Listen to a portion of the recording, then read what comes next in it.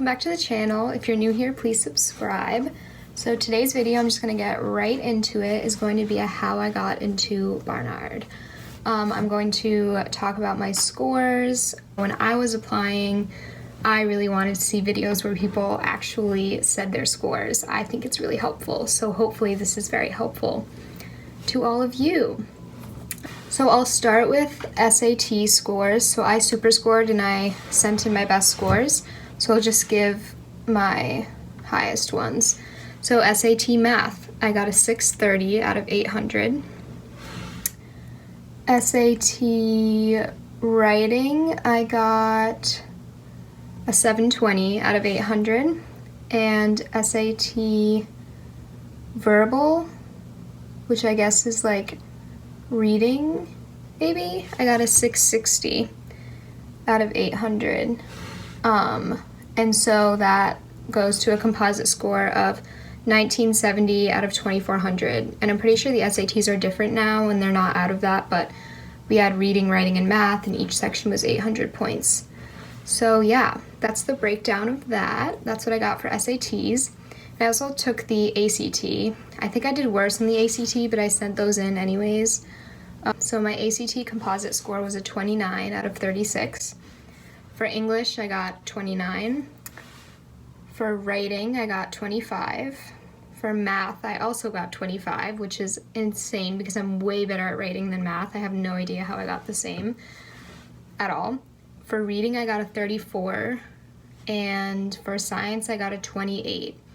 Then AP scores, I don't really know how much these matter, if this will be helpful, but I'll just say them anyways. At Barnard, you can't place out of classes. Like, you can't not have to take a requirement, but you can get credits for your AP scores.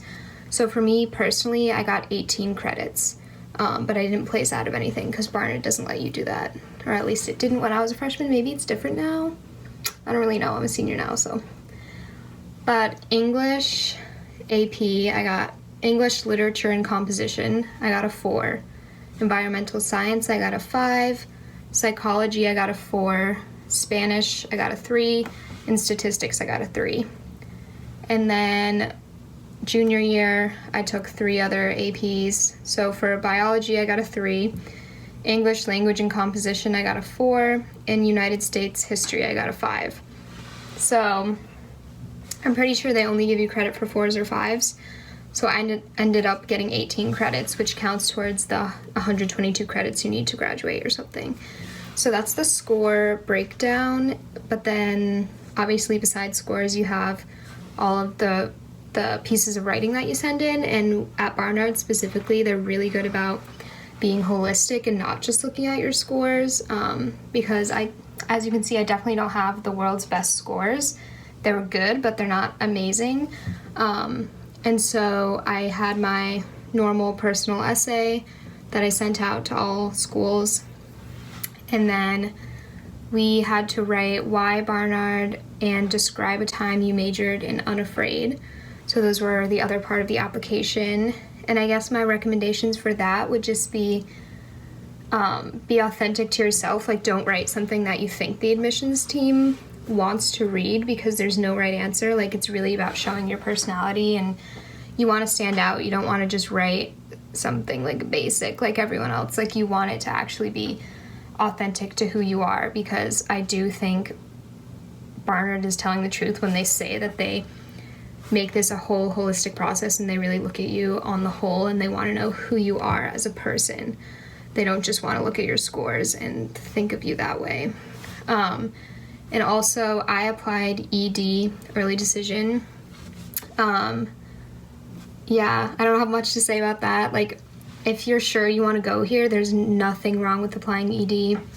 I still got amazing financial aid. I got to know sooner about my decision.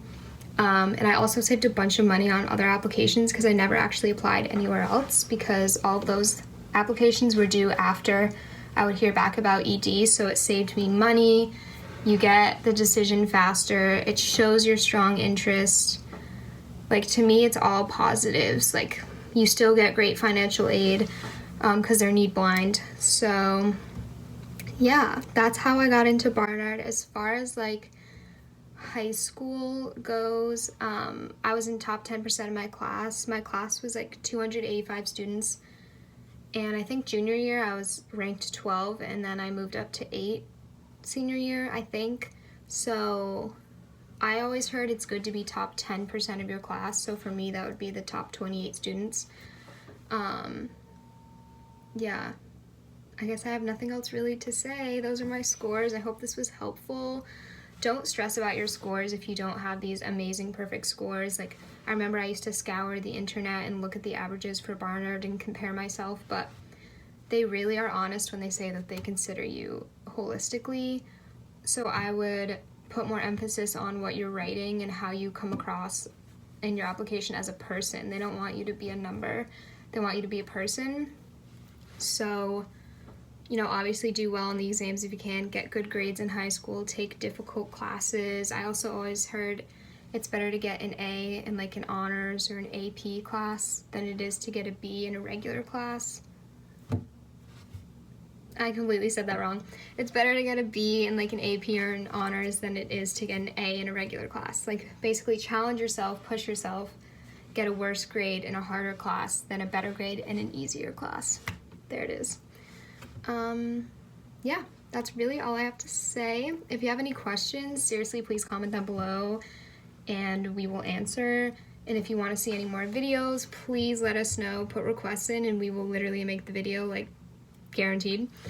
And we want to make a video specifically about the Barnard-Columbia relationship, because also when I was admitted to the school, I was so confused about that. There's so many like rumors swirling around on the internet. So yeah, we're gonna make that video. But yeah, please subscribe if you like this, and I hope this was helpful. Don't stress about your scores. That's all I have to say. Don't stress, everything's gonna be fine. Okay, thank you everybody.